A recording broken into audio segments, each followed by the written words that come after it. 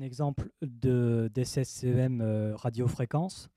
C'est ici un exemple de source hyperfréquence qu'on a conçu toujours pour le compte du ministère de la Défense pour des essais électromagnétiques sur des systèmes entiers. Donc c'est grosso modo le Rafale, il rentre dans une grande chambre anéchoïque. Donc une chambre anéchoïque, c'est une chambre où on va essayer au maximum de représenter l'espace libre. Et pour présenter l'espace libre, on utilise ça. Je ne sais pas si vous avez déjà vu des chambres, on vous enverrait si vous faites de l'électronique. Ça ressemble un peu à des boîtes d'œufs. C'est un peu le même principe. Enfin, c'est pas utilisé pour ça dans les boîtes d'œufs, mais c'est pour absorber les ondes électromagnétiques. Enfin, cette forme pyramidale fait que l'onde électromagnétique, en arrivant sur cette paroi, va être absorbée, va être atténuée, ne va pas se produire des réflexions qui pouvaient être liées qui pourraient se produire s'il n'y en avait pas, donc sur des parois métalliques. Parce que généralement, ces essais-là, les essais électromagnétiques CEM, sont faits dans ce qu'on appelle des cages de Faraday, hein, donc qui utilisent l'effet Faraday, c'est-à-dire que l'énergie, soit on ne veut pas qu'elle rentre dans cette cage, soit on ne veut pas qu'elle sorte. Et dans le cas des essais CEM sur des systèmes, on ne veut pas qu'elle sorte, qu'elle rayonne partout, qu'elle soit gênante pour l'opérateur qui fait le test. Donc on utilise ces matériaux-là. Généralement c'est plus grand, hein, c'est pareil, c'est lié à la fréquence. Hop, c'est moi qui sonne. Désolé. C'est grave. Non, c'est pas grave, on va laisser. Et donc c'est des pyramides qui sont plutôt 40 cm de haut. Plus ils vont être hauts, plus ils vont avoir la capacité d'absorber des fréquences basses. Hein, donc c'est plutôt de l'ordre de quelques centaines de mégas jusqu'à 18 gigas. Donc l'équipement, par exemple un Rafale, va être placé dans une grande chambre anéchoïque. Donc c'est des bâtiments qui font plusieurs mètres de haut, pas une dizaine de mètres même d'ailleurs. Donc une surface assez grande. Et pour tester ces avions en environnement électromagnétique intense, on a ces moyens-là qu'on a développés, qui sont des sources hyperfréquences à klystron. On le voit ici, c'est la partie rouge. Hop, ici, voilà, la partie rouge, qui est un tube électronique qui va amplifier un signal hyperfréquence et générer de la très forte puissance. Donc c'est un klystron qui va générer de la puissance de l'ordre de plusieurs centaines de... Voilà, c'est pas loin du mégawatt, 1 million de watts pulsés pendant quelques dizaines de microsecondes, répété toutes les millisecondes, ce qui nous fait une puissance moyenne de l'ordre de 10 kW, donc l'équivalent de 10 radiateurs électriques. Et ça, c'est la puissance efficace qui est sortie, qui est utilisable par le client. Mais pour arriver à ça, il faut en donner 3 à 4 fois plus. Donc il faut refroidir. C'est ce que vous voyez ici, là. Vous voyez tous les tuyaux noirs qui arrivent sur les cuves, hein, qui sont des cuves à huile. Hein, c'est des cuves qui sont pleines d'huile. Et donc on utilise des systèmes de refroidissement. On le voit ici en simulation mécanique. Hein, c'est de la CO3D, c'est la conception assistée par ordinateur 3D. Et on voit ici, sur ce côté, enfin on ne voit pas très bien, mais enfin, c'est les ventilateurs pour refroidir la puissance. On a des pompes à l'intérieur aussi de ces volumes-là qui font circuler. Hop là. Oh là là, j'ai du mal. Hein. Qui font circuler du fluide, de l'huile généralement, pour refroidir les éléments. Toute la partie alimentation, asservissement, c'est des moyens qui sont pilotés par un PC. Donc il y a un contrôle commande. C'est du code informatique industrielle type LabVIEW, et donc qui va permettre de commander à distance, parce que bien sûr généralement on ne va pas se mettre à 1 mètre du moyen, hein, vu les niveaux générés. On va être plutôt à quelques dizaines de mètres dans une enceinte faradisée. Et donc on a un PC qui va piloter l'ensemble du moyen, tout est reporté au PC, il fonctionne de manière autonome grâce à un automate qui est embarqué dans le moyen. Voilà. Donc, hop. Les antennes, bien sûr, associées pour ces essais-là, il faut rayonner, donc il faut les antennes qui soient adaptées en puissance, adaptées en fréquence, adapté au champ que le client souhaite générer. Bah, pour ça, il y a différentes techniques. C'est la parabole, hein, c'est un peu comme la parabole de réception satellite. Bon, sauf que là, bon, c'est pas tout à fait les mêmes bandes de fréquences, c'est pas les mêmes puissances. Ici, on a notre source, hyperfréquence, un guide coaxial, enfin, un câble coaxial, hein, donc guide d'onde coaxial, qui est en fait pour ce câble-là qui est rempli de diélectrique air, parce que l'air c'est un des isolants qui ne tient pas beaucoup de puissance, mais l'avantage c'est qu'il a très peu de pertes, ou voire quasiment nul.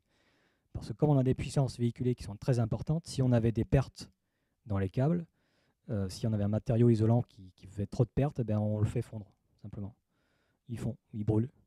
Donc ça pose problème, hein, bien sûr. Donc pour pallier à ça, on utilise des guides d'onde coaxiales où on remplace l'isolant plastique par de l'isolant gazeux, hein, de l'air généralement.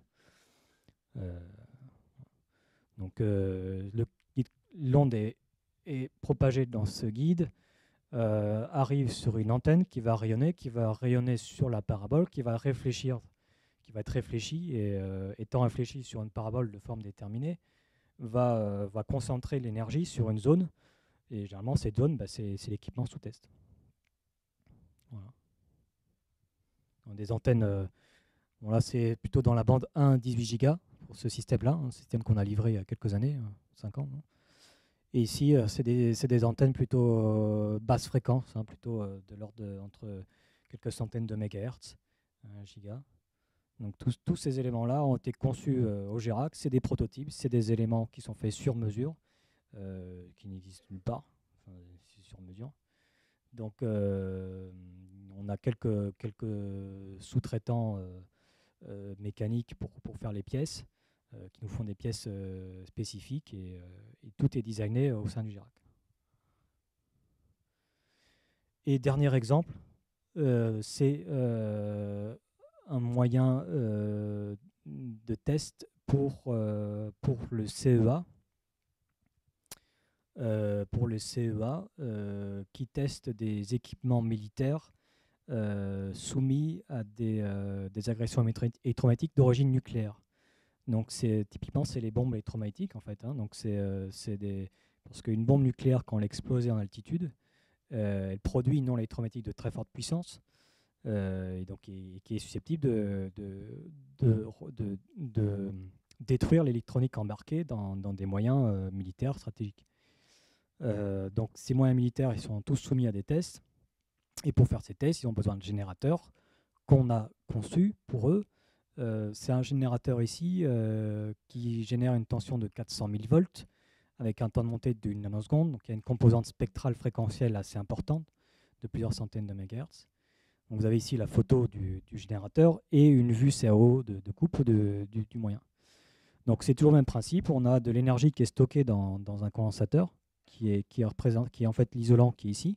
Donc là c'est tout bête, on voit vraiment bien le condensateur. On a une armature ici qui est portée au potentiel, hein, donc sur cette partie jaune, la masse qui est en grise, un champ électrique qui est créé, et l'énergie stockée, et va être commutée par un éclateur, donc à gaz, ou dans ce cas-là est porté à 20 bars.